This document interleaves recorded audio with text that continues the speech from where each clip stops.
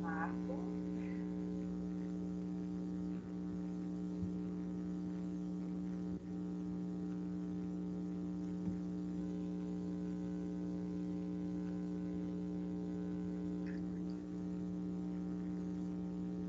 Bom, posso tentar compartilhar aqui esse.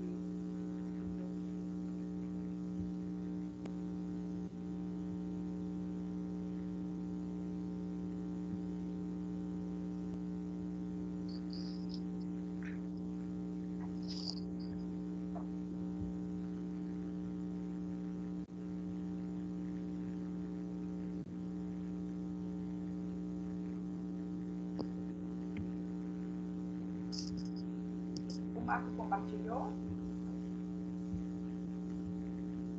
Sim, eu estou vendo a sua tela. Agora, isso, acho que você deve assumir o controle ali. Deve ter aparecido para você um botão de assumir o controle. Espera que agora a gente foi tudo ao mesmo tempo. Pronto.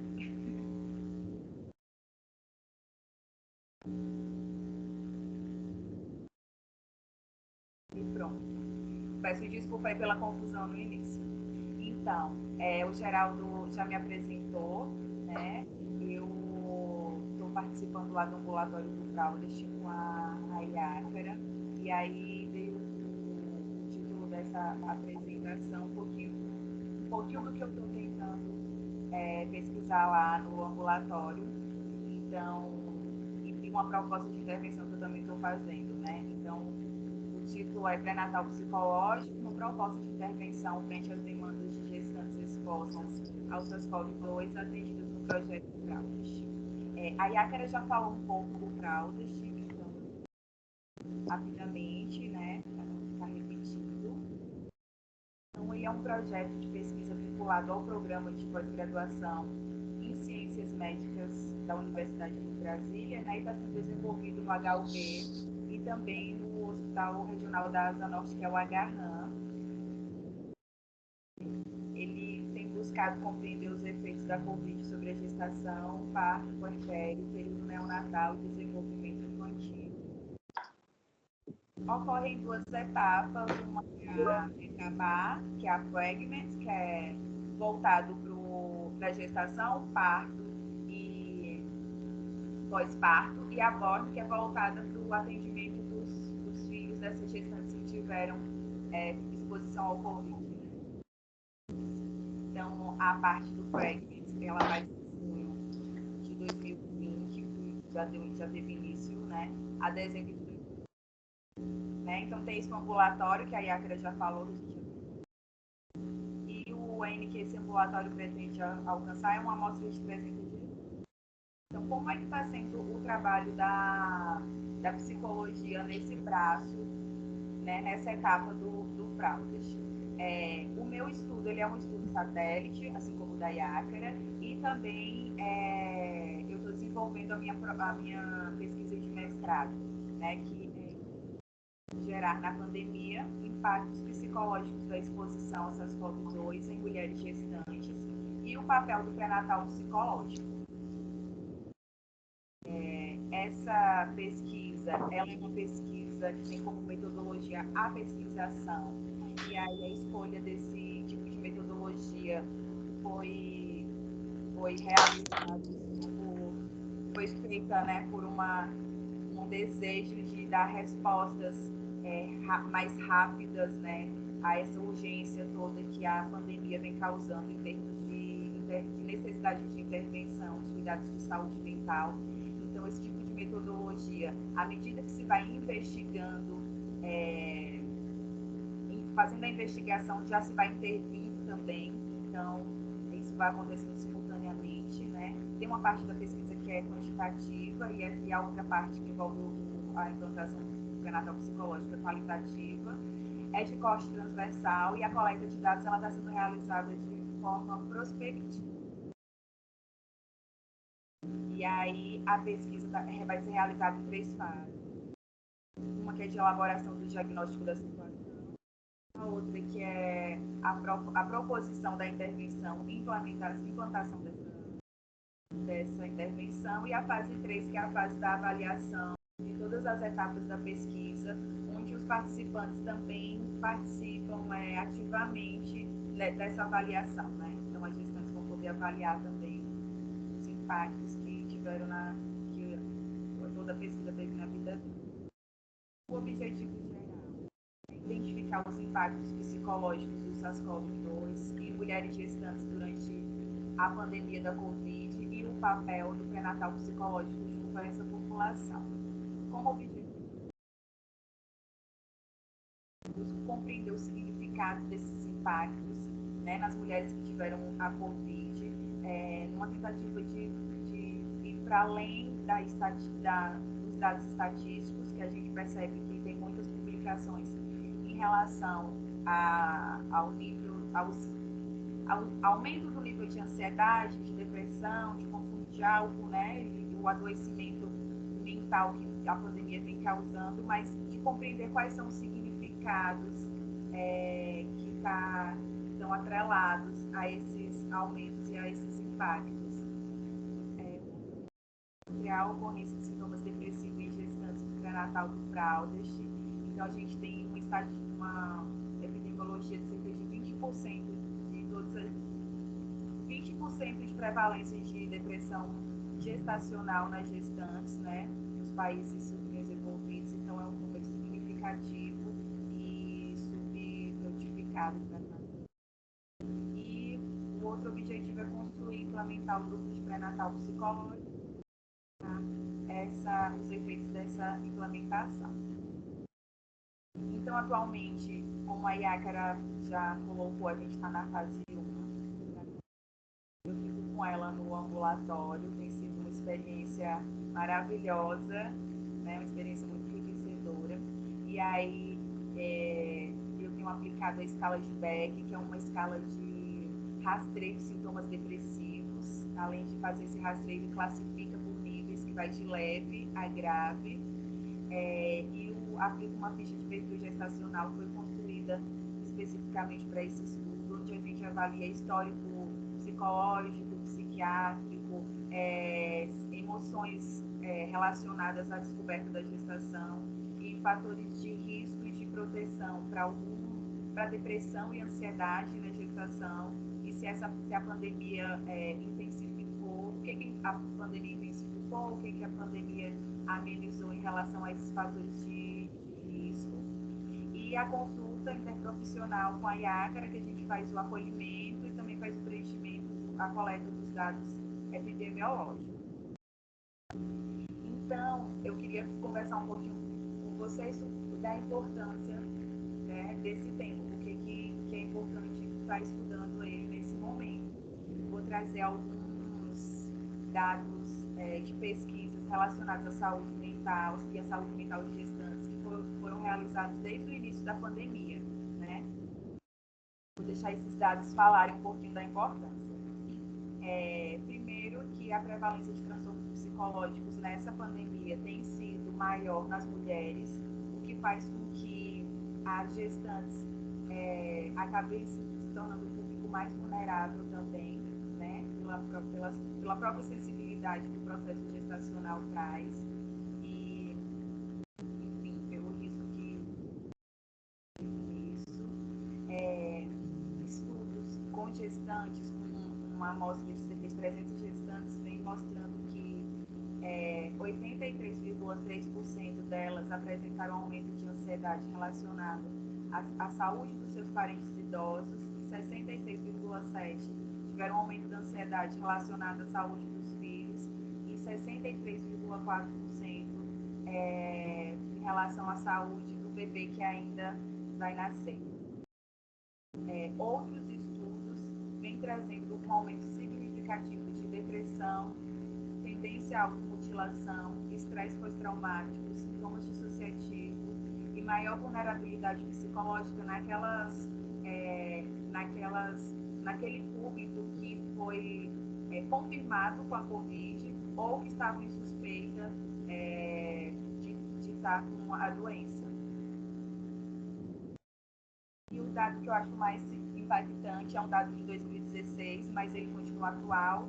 porque não se foi realizado a nível mundial grandes estratégias para prevenção da saúde mental materna, né, que aponta que 80% das mulheres ao redor do mundo que desenvolveram depressão no período gestacional, né, durante esses 9 meses de gestação, eles não foram diagnosticados e por isso não receberam um tratamento adequado. Então, acho que só esses dados já apontam para a gente a importância, né, de estar mais atento. Então, vou falar um pouquinho do pré-natal psicológico para vocês, mas antes eu quero trazer um pouquinho do que é a gravidez do ponto de vista psicológico, né? Então, a gravidez, ela é um momento que pode ser um momento natural do ciclo de vida da mulher, né, que escolhe passar por isso. Então, nesse processo de se tornar mãe, a mulher ela vai passar por uma reestruturação interna, né? E durante esse processo, ela tende a ficar mais regredida, né? Então, ela revisita muito as suas memórias infantis. Ela também passa por uma adaptação, um reajustamento social da sua identidade, né? Dos seus papéis sociais e sua identidade familiar também. E aí acaba tendo muitas modificações comportamentais e também emocionais para dar conta de tantas mudanças que acontecem nesse período. Sem falar que é um período também onde há a construção de muitas fantasias, muitas expectativas em relação ao bebê e ao que esse bebê vai trazer.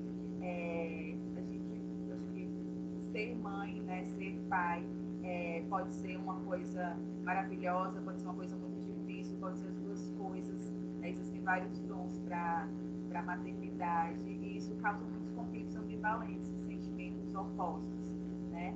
E aí tudo isso deixa a mulher mais vulnerável, né? Algumas mais vulneráveis, outras, né, mais fortalecidas, vai depender do seu histórico pessoal. Então, partindo dessa visão da maternidade que a gente vai propor o pré-natal psicológico. O que seria esse pré-natal psicológico? Ele é um conceito novo no que a gente tem de atendimento perinatal. Então, ele é um modelo de prevenção e ele tem como principal objetivo oferecer suporte emocional, informacional e instrucional para a gestante e para a sua família durante esse processo, esse período da gravidez puerperal. Ele é desenvolvido, pode ser desenvolvido individualmente, mas para ter um alcance maior e ter, né, um momento de troca entre elas, que é muito importante também, essa vinculação de mais gestantes trocando experiências. Ele é realizado em grupo e são grupos com encontros temáticos. Então, você adapta a cada grupo esse programa a depender das necessidades de cada grupo e as demandas que cada grupo coloca, né? E os principais temas abordados, eu trouxe alguns aqui para vocês, né? Ansiedades e medos inerentes ao período da gestação, né? Gravidez puerperal, vínculo mãe, família, bebê, e aí abre porque quem é da área materno-infantil é muito acostumado a falar vínculo mãe-bebê, né? Colocando toda a responsabilidade e toda a tarefa ali para a mãe, né? Mas existe toda uma rede que tem que ser fortalecida e o pré-natal psicológico estimula a construção dessa rede de apoio e chama também essa rede de apoio para se qualificar, né, esse apoio. A gente trata o tema da parentalidade transgeracional, que é o papel de outras pessoas da família, da tia, dos avós ali no cuidado daquela criança e na vivência da gestação. Relacionamento conjugal afetivo, tipos de parto, amamentação, o pós-parto, os aspectos emocionais que pode vir, né, do pós-parto, tanto aqueles que são comuns quanto aqueles que já apontam para algum adoecimento. Então, tem várias possibilidades para a configuração desses encontros. Vai depender de cada grupo, né? E aí tem algumas pesquisas que avaliam, né, avaliam os efeitos do pré-natal psicológico, que vem apontando para uma redução significativa dos níveis de ansiedade e depressão. Inclusive, muitos estudos mostrando que os grupos controles, significa que o grupo que passou pelo programa de pré-natal psicológico, nenhuma das gestantes desenvolveu uma depressão pós-parto, né, diferente do outro grupo que não teve esse suporte, inclusive grupos em que já tinha gestantes com alguma sintomatologia depressiva. E aí, pensando nisso tudo, e pensando no momento da pandemia, eu falei assim, nossa, para as mulheres deve estar sendo muito mais difícil estar gestante nessa fase de muitas incertezas, né, de redução do suporte social, de isolamento, enfim, por que não oferecer um programa, uma intervenção a nível assim, público, serviço público. O serviço privado se encontra muito esse tipo de oferta, mas no público ainda isso não é uma realidade do nosso público, né? Então, a pretensão, né, é de que com o pré-natal psicológico, para essas gestantes que tiveram Covid, que está vivenciando essas incertezas, que a gente possa oferecer, a partir do programa, estratégias, né, um espaço para construção de estratégias, onde elas possam lidar com as preocupações e incertezas, onde elas possam diminuir a sensação de solidão, né, causada pelo isolamento social, a gente possa oferecer um suporte emocional, né, um suporte institucional também, e aumentar a sensação de segurança para esses pais, para essas famílias.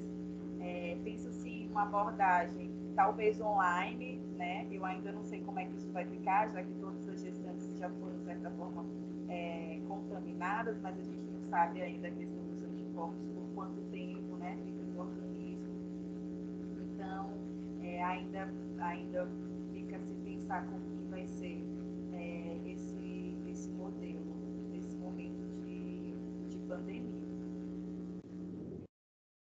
Para vocês um pouquinho de alguns resultados preliminares. É como a Iácara falou, a gente não fez análise de todos os dados ainda, porque a gente ainda vai fechar o diagnóstico para poder passar para a segunda fase da pesquisa. Então, o que a gente vem observando, né, estando com essas mulheres? E existe a prevalência de sinais depressivos de nível moderado a grave. Então, isso me chocou muito na hora que eu comecei a olhar as fichas do BEC, porque era uma quantidade muito grande. E a gente tem que avaliar até que nível esses sintomas depressivos estão relacionados à vivência da pandemia e até que ponto não é, né? Vai ficar para a próxima fase. A gente percebeu também o desencadeamento de sintomas e crises de ansiedade após a confirmação do diagnóstico da Covid-19 e o estresse e sofrimento psíquico frente à síndrome pós-Covid-19. Essa síndrome é como se fosse as sequelas que ficam, né, da Covid para alguns pacientes, né, que têm o sistema nervoso central afetado. Então, grande parte reclama de até umas 4 semanas sentir muito cansaço, déficit de memória, dores no corpo, e aí várias gestantes queixam-se disso, de várias gestantes que não têm comorbidades e que situam o início desses sintomas após a infecção. E aí, além delas lidarem com o estresse e o sofrimento de lidar com o adoecimento físico, elas também têm essa sobrecarga, né, mental, porque elas não conseguem corresponder ativamente, né, de forma tão eficaz as demandas familiares e sociais que lhes são colocadas, né, além também delas não se sentirem aptas fisicamente para passarem por sucesso por um trabalho de parto e, né, garantindo o sucesso do trabalho de parto, garantindo também a sua saúde e a saúde do seu bebê. Então, isso é uma coisa, é muito importante a gente ficar atento a essas gestantes. Como consideração final, coloco aqui que como os próximos passos, né, que envolve a pesquisa, que é desenvolver de fato e implementar o pré-natal psicológico. E aí o grande intuito é de desenvolver ele no setor público hospitalar. Ele é um programa de baixo custo, pautado nos princípios do SUS. Eu acho que tem muito a acrescentar como assistência integral à saúde da mulher, né? Eu esqueci de falar que durante esses encontros, outros profissionais são convidados, né? Aqueles profissionais são mais capacitados para falar sobre o tipo de parto, sobre preparação do parto, sobre pós-parto. Então, acaba que essa mulher consegue ter um olhar mais integral sobre suas questões relacionadas ao ciclo gravídico puerperal. Né? Nem tudo é perfeito, tem suas limitações, e o pré-natal psicológico, ele tem a limitação de não conseguir dar conta daquelas sintomatologias de transtornos psiquiátricos que são mais graves e crônicos, né? Então, aí precisa-se de um outro tipo de abordagem, de outras estratégias mais específicas para esse grupo. Bom, eu acho que é isso que eu preparei para vocês. Não sei se eu falei muito, não sei se eu falei pouco. E qualquer dúvida, a gente vai conversando depois, tá?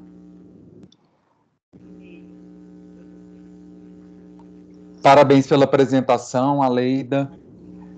Foi muito interessante aí para a gente. Daqui a pouco a gente vai poder discutir mais um pouquinho, né? Só dar uma noção aí para o pessoal que nós temos mais de 42 ouvintes aqui na nossa sessão, né? Um número bastante expressivo.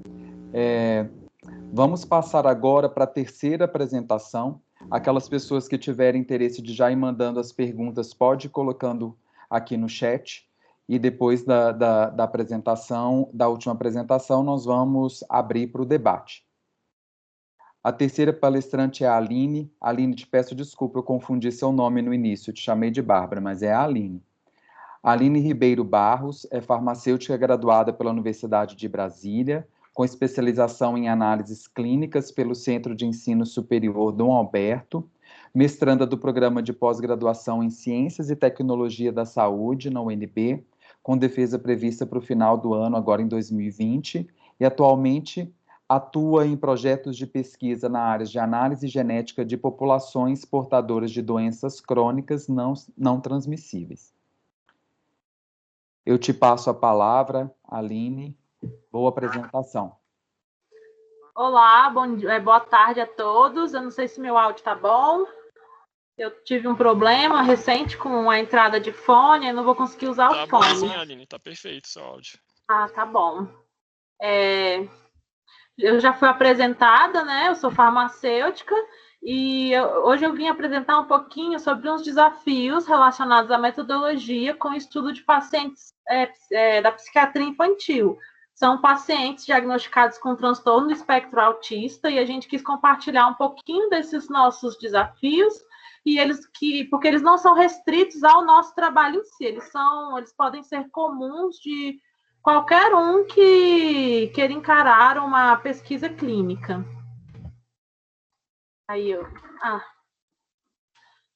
Antes de entrar no nosso projeto propriamente dito, eu acho importante a gente definir um pouquinho o que é o autismo, né? Vou falar muito rapidamente, que não é o objetivo da apresentação, mas o autismo ele é um transtorno onde os seus sinais e sintomas eles surgem antes dos 3 anos de idade. Ele vai acometer principalmente as áreas da linguagem, da socialização e do comportamento.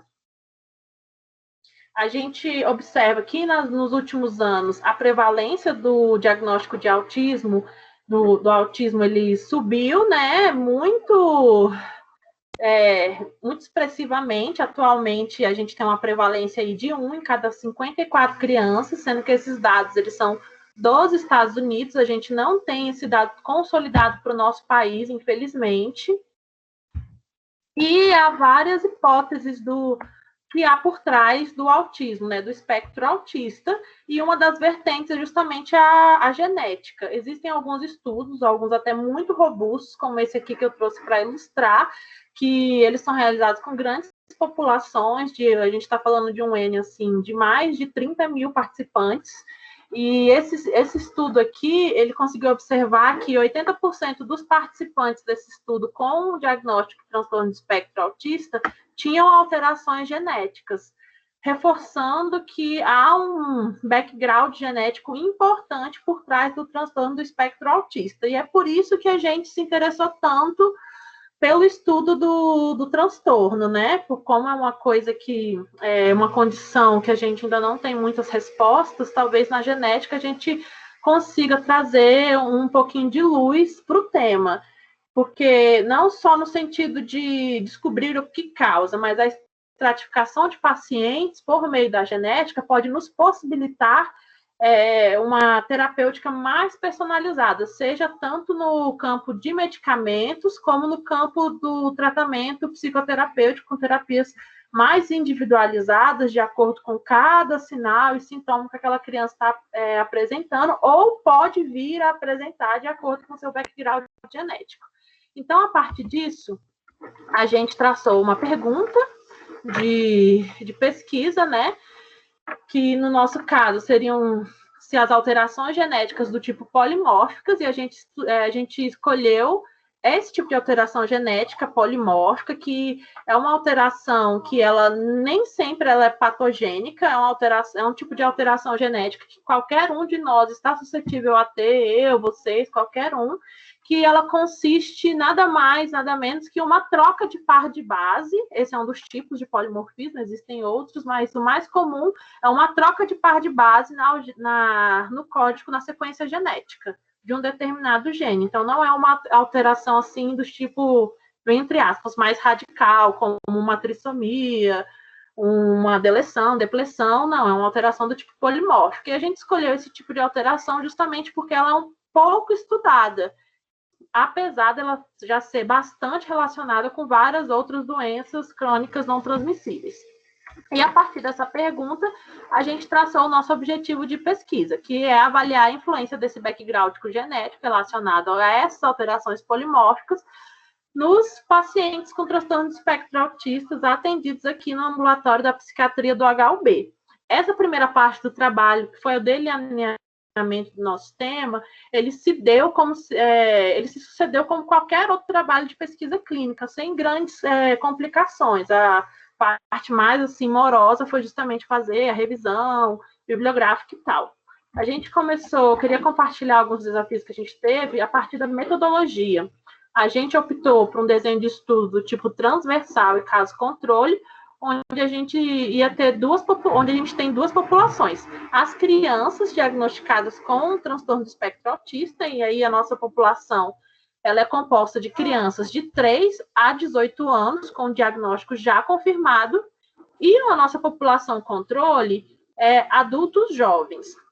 Nesse caso aqui, eu não preciso parear na idade, porque eu estou analisando características genéticas que já são... o indivíduo nasceu com essas alterações genéticas, então tanto faz eu analisar no adulto para poder comparar com a criança. Então, nesse caso, não há problema de fazer, não há uma necessidade tão grande de fazer um pareamento de acordo com a idade. Mas, em relação à metodologia, a nossa pesquisa, ela tem algumas etapas.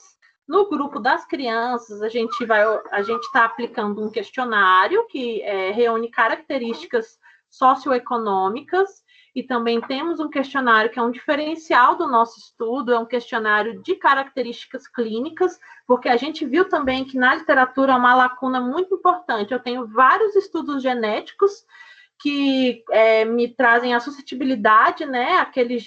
Se aquele gene ele confere uma maior ou menor suscetibilidade daquela criança apresentar transtorno do espectro autista, portando aquela alteração, mas poucos estudos que fazem a correlação da presença ou sintoma que a criança apresenta. E isso é muito importante porque a gente sabe que o autista ele é um espectro, há duas pontas no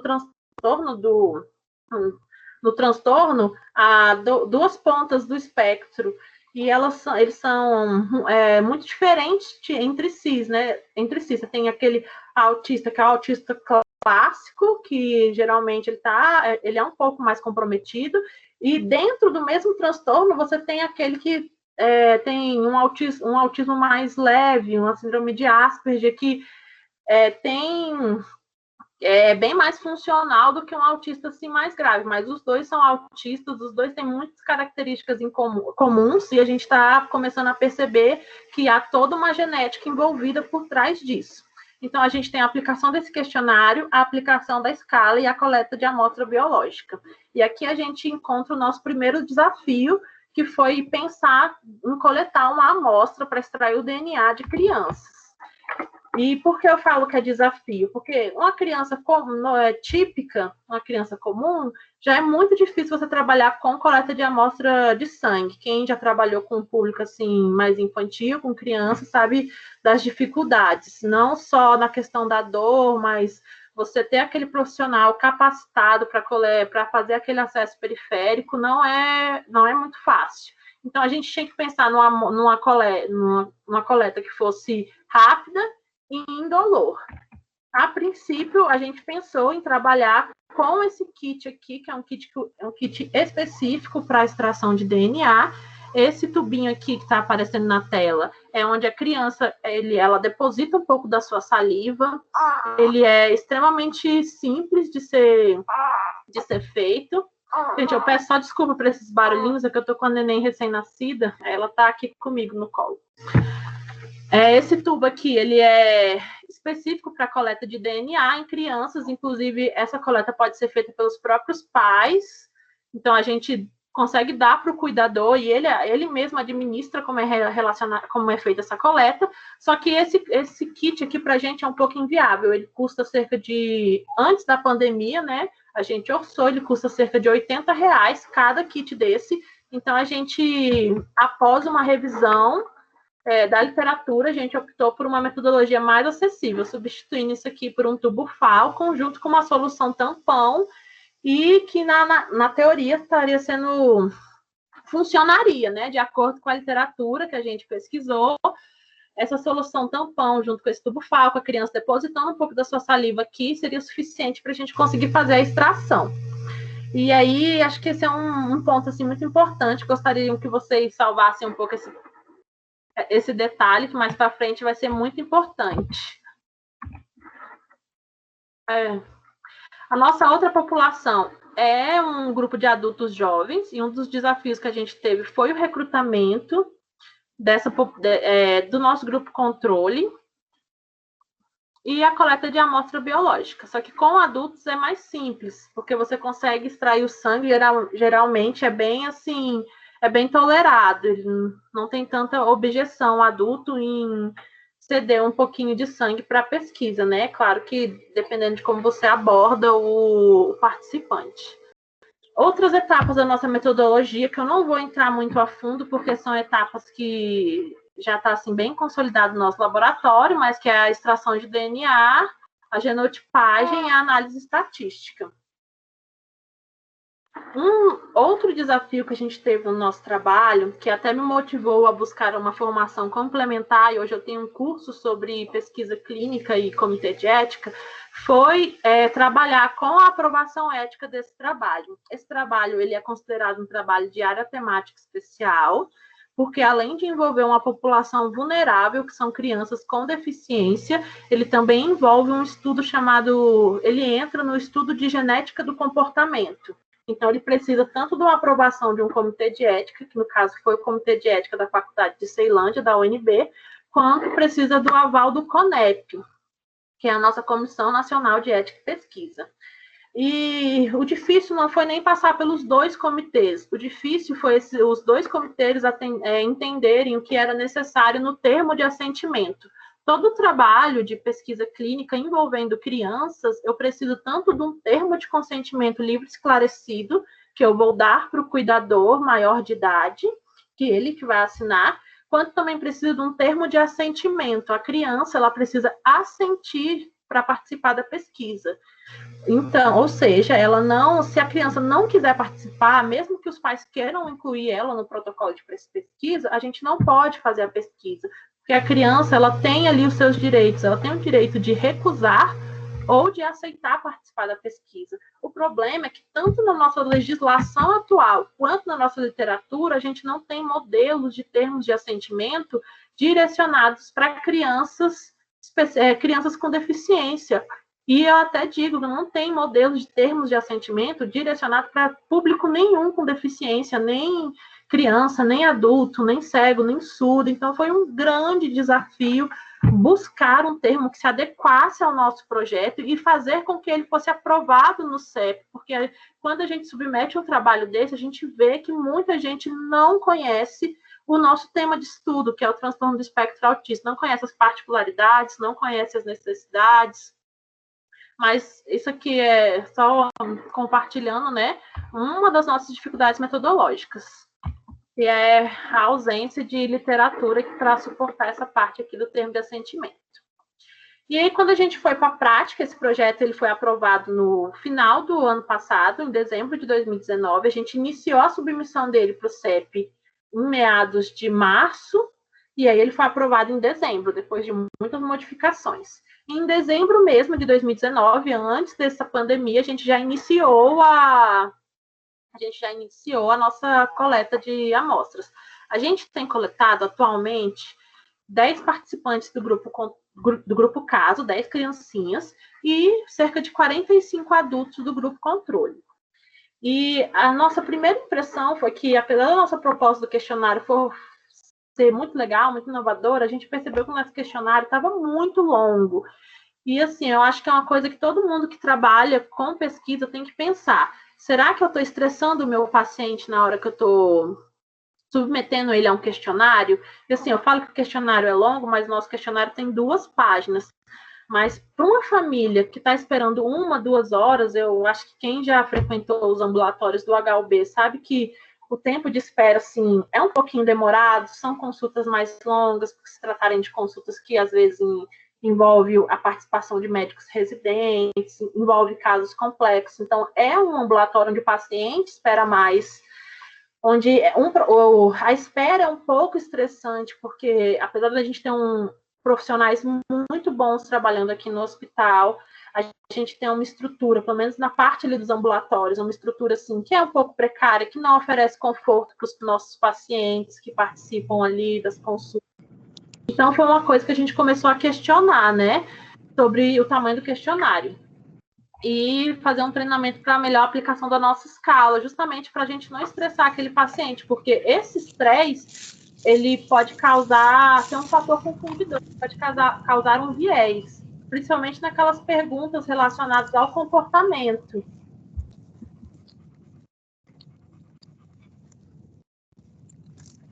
E outra coisa que aconteceu também, que foi um desafio, lembra que eu pedi para vocês guardarem um pouco lá naquela parte da metodologia, a parte de extração de DNA?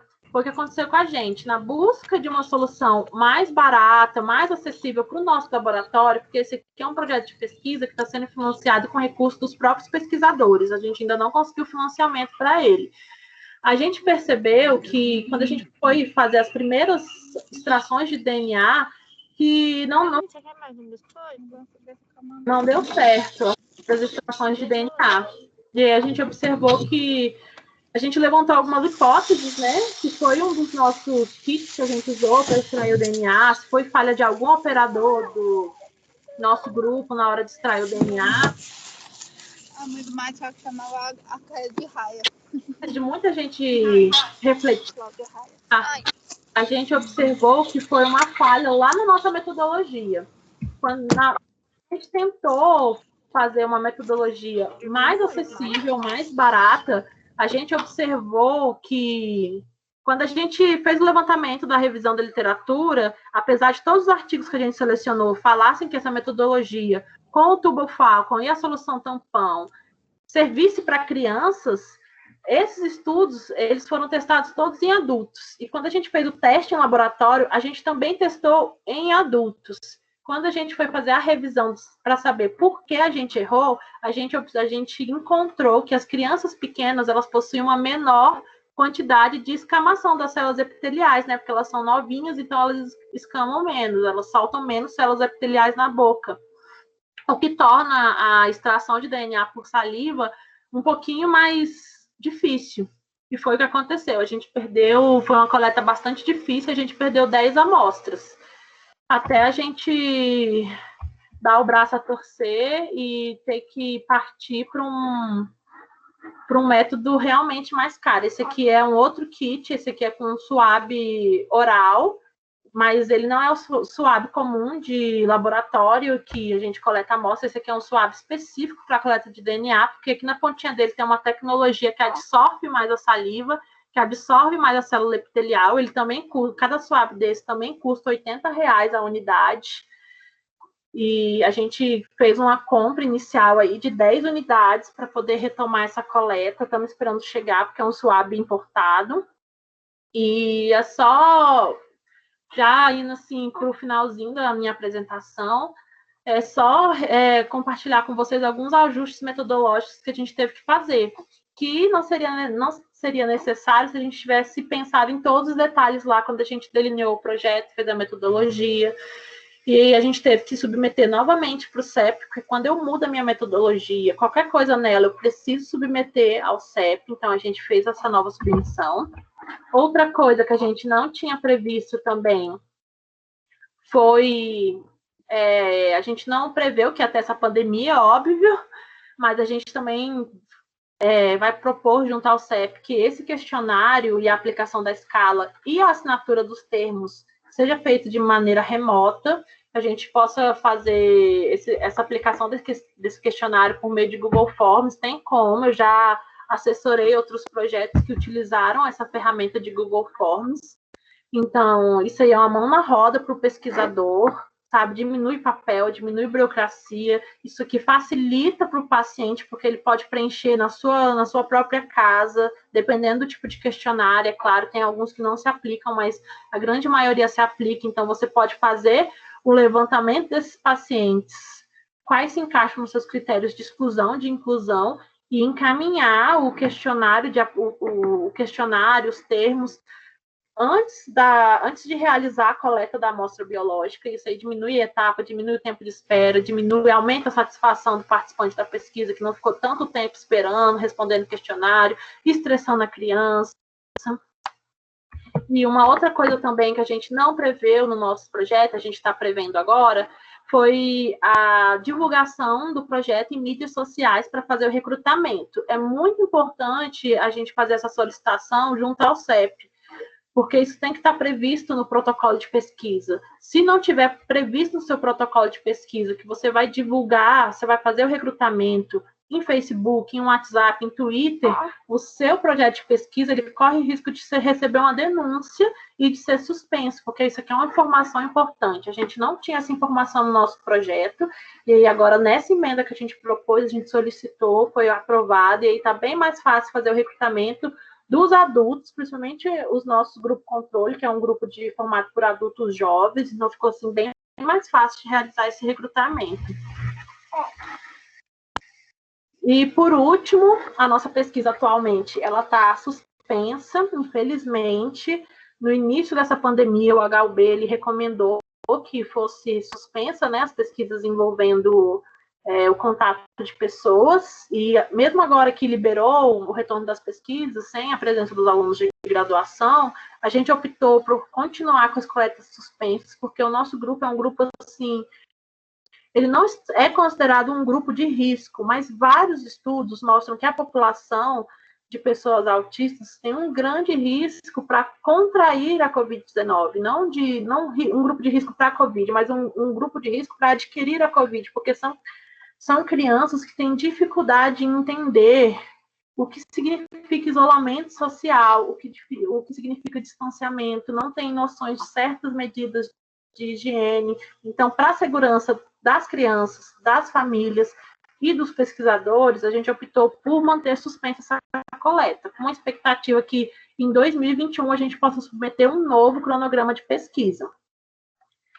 E é isso, eu peço desculpa se ficou meio corrida aqui a apresentação, eu estou um pouco sem jeito aqui, por conta da bebê, eu tive bebê tem 18 dias, e aí eu montei essa apresentação e tudo.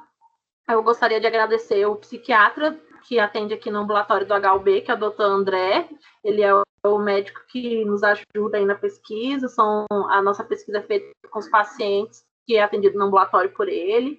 E, assim, outros agradecimentos à CAPES, ao nosso programa de pesquisa, ao HUB e o laboratório onde a gente processa as amostras. E eu queria agradecer a todos vocês que escutaram um pouquinho do nosso projeto de pesquisa, viu? Muito obrigada. Muito obrigado, Aline. Ficou excelente a sua apresentação. A gente tem aí, acho que uns 4 minutinhos para as perguntas. Quem gostaria de fazer alguma pergunta poderia usar esse dispositivo de levantar a mão aqui no Teams, que eu posso transferir a palavra. Enquanto vocês vão pensando aí as perguntas, eu vou fazer uma pergunta. A Aline contou para a gente algumas dificuldades que ela teve no projeto de pesquisa dela, ela teve que mudar a metodologia. Eu gostaria que a Leida e Ácara contasse um pouquinho para a gente quais são as dificuldades que elas têm enfrentado durante a pesquisa delas. Quais têm sido os maiores desafios?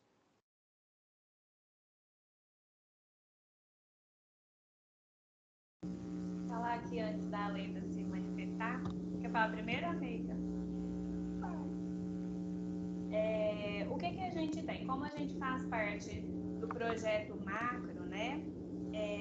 Em suma, o que a gente capta ali na nossa coleta em si, dos estudos satélites, a gente não tem tanta dificuldade, como o acolhimento, o termo de consentimento.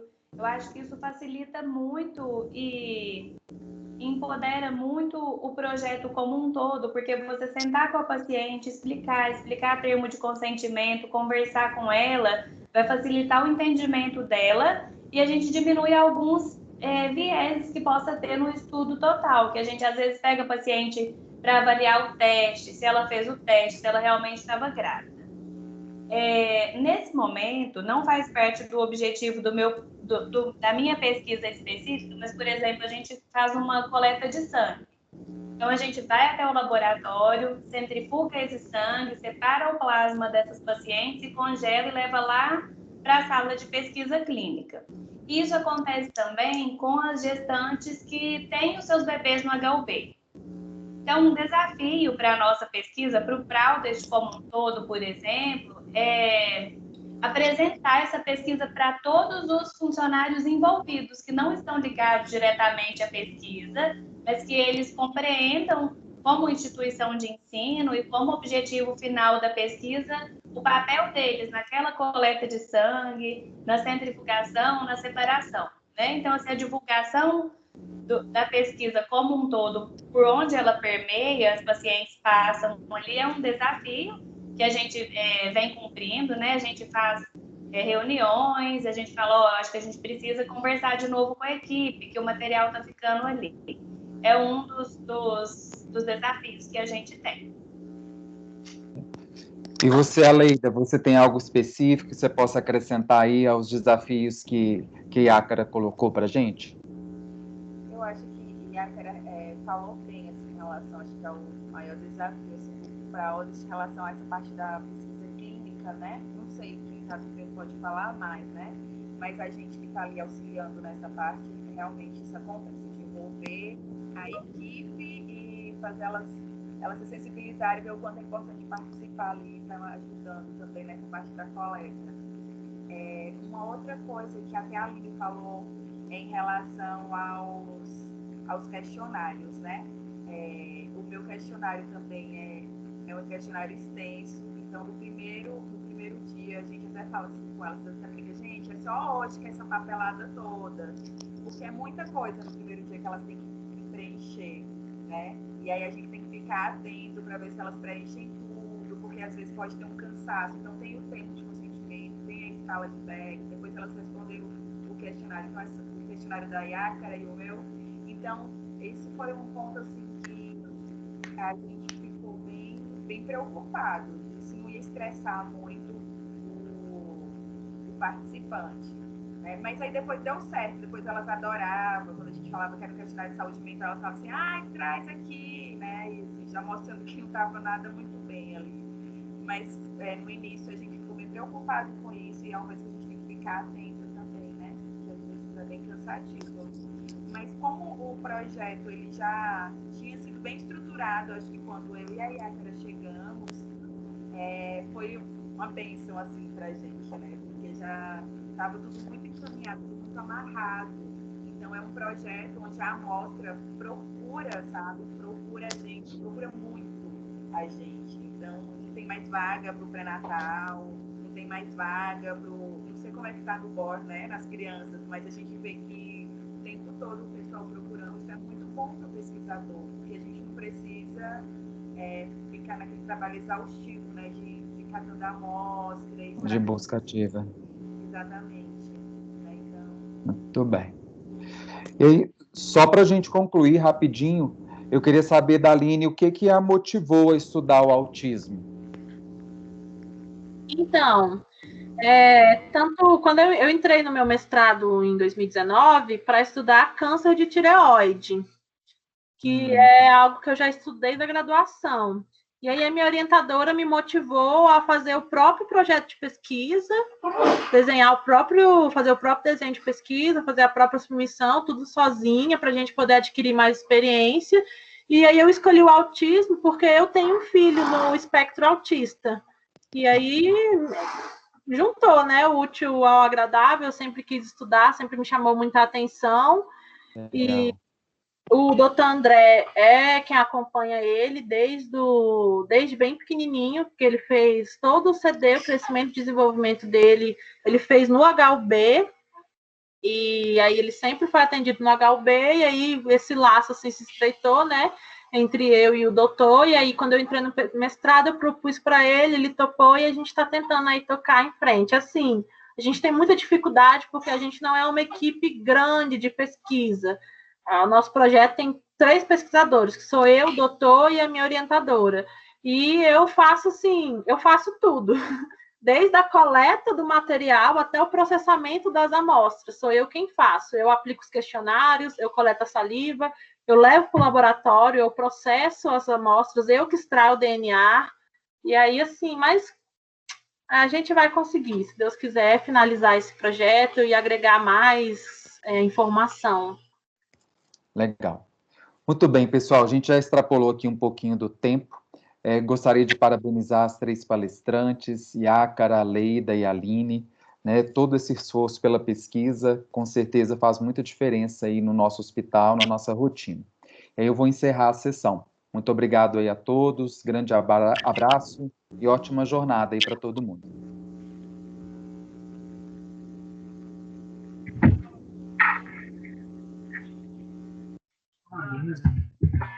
Foi muito bem, cara. Beijo a live, pelo amor de Deus, já fica bem-vindo.